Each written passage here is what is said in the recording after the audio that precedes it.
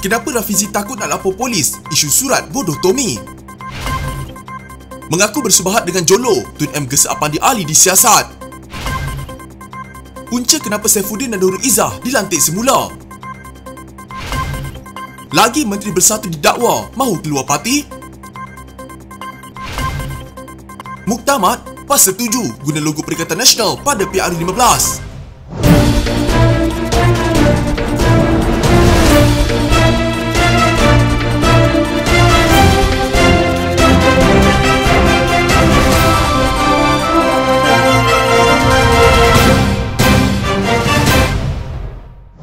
Datuk Seri Najib Razak bertanya bilakah Rafizi Ramli hendak membuat laporan polis berhubung surat bodoh Tan Sri Tommy Thomas yang memberi pengiktirafan kepada waris Kesultanan Sulu. Apatah lagi, tiada seorang pun pemimpin Pakatan Harapan mengaku mengetahui kewujudan surat tersebut. Ataupun kamu masih terhutang budi pada Tommy, sindir beliau selepas timbalan Presiden Parti Keadilan Rakyat itu mempersoalkan mengapa Najib belum disiasat berhubung penyelewengan dana Bank Pembangunan. Menjawab soalan itu, Najib yang juga ahli Parlimen Pekan menyifatkan Rafizi nampak semakin terdesak sangat. Jika bukan terdesak, dia bebal. Adoi, Perdana Menteri dan Menteri Keuangan tak luluskan pinjaman-pinjaman bank, jawab Najib. Ya kerana bank-bank ada jawatan kuasa kredit dan dasar pinjaman sendiri. Sambil memberi contoh, Najib berkata pemilik saham terbesar Maybank adalah Pemodalan Nasional Berhad PNB dan ia di bawah seliaan Menteri Keuangan. Pemilik saham terbesar RHB ialah Kumpulan Wang Simpanan Pekerja KWSP, juga di bawah seliaan Menteri Keuangan. Pemilik saham terbesar Bank CIMB pula adalah Khazanah Nasional. Saya pengurusi Khazanah masa itu. Adakah saya juga perlu disiasat bagi setiap kes penipuan,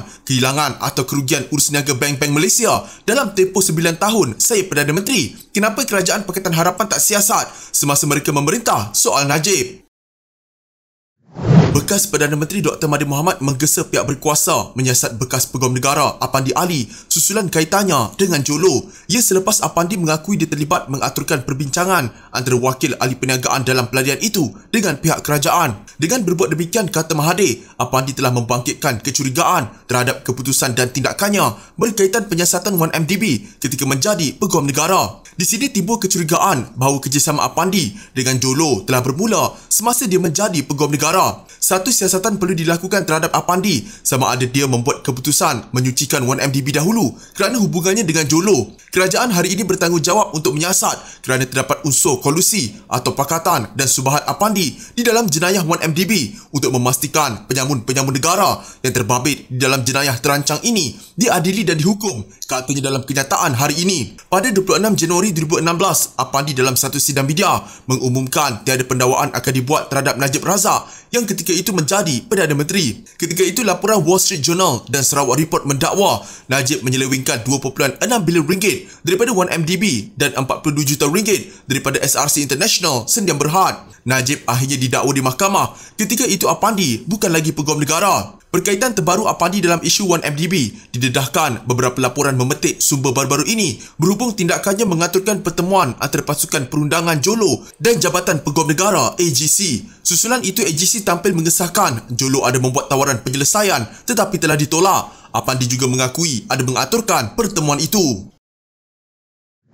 Seorang penganalisis politik berpandangan pemilihan Nurul Izzah Anwar untuk mengisi satu daripada 3 kerusi naib Presiden PKR lantikan kerana kompromi antara Anwar Ibrahim dan Rafizi Ramli bagi mengelakkan perpecahan lebih besar. Azmi Hassan dari Akademi Nusantara berkata, ahli Parlimen Permatang Pau itu sememangnya diketahui berada dalam kem Rafizi yang menewaskan Saifuddin Nasution Ismail dalam perebutan jawatan Timbalan Presiden. Ahli Parlimen Kulim Bandar Baru itu kemudiannya dilantik semula sebagai Setiausaha Agung PKR. Beliau berpendapat pelantikan semula 2 pemimpin itu dalam pentadbiran PKR sebagai cara untuk menenangkan pengikut yang ternyata terbahagi kepada 2 kem selepas pemilihan. Ia tak dinafikan selepas pemilihan, PKR terbahagi kepada 2 kem Anwar Rafizi dan ini satu cara untuk tenteramkan pengikut mereka. Dan pelantikan Izzah juga dipercayai sebagai sebahagian besar desakan daripada Rafizi yang berkompromi dengan Anwar untuk mengekalkan Saifuddin sebagai Setiausaha Agung Parti, katanya kepada portal FMT. Izzah pada 2018 mengumumkan peletakan jawatannya sebagai naib Presiden. Susulan peletakan jawatan itu, Anwar selaku Presiden PKR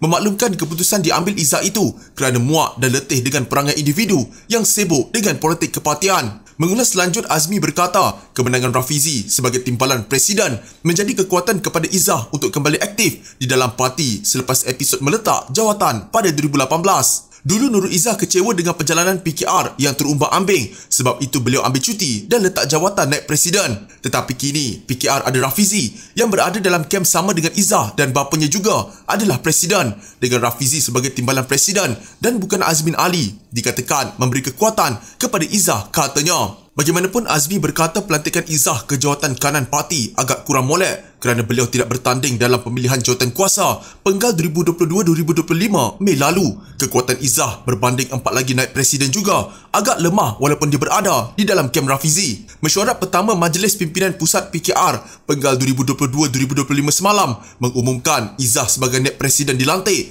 Selain Izzah, PKR turut melantik 2 lagi bagi jawatan naib presiden lantikan, iaitu Saraswati Kandasamy dan Awang Husaini Sahari dari Sabah.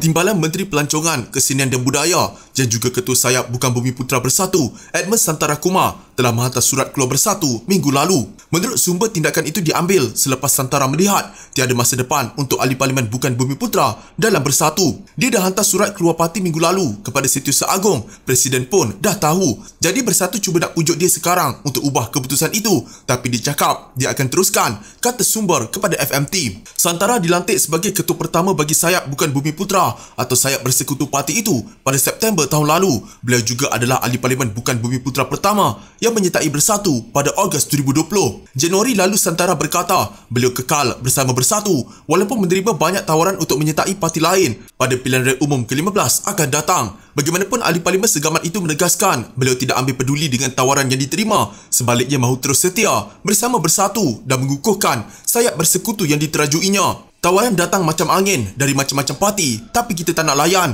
Saya ambil pendirian untuk terus setia dengan Presiden Muhyiddin Yassin dan memperkukuh Sayap Bersekutu bagi menghormati kepercayaan yang telah diberikan kepada saya, kata Santara. Sementara itu, sumber itu menegaskan dengan keputusan Santara itu bermakna Bersatu akan kehilangan satu-satunya ahli parlimen Bukan Bumi Putra. Santara adalah antara 10 ahli parlimen yang mengikuti Azmin Ali keluar dari PKR susulan langkah Sheraton pada 2020. Beliau kemudiannya berkhidmat sebagai timbalan Menteri Wilayah Persekutuan dalam Kabinet Muhyiddin.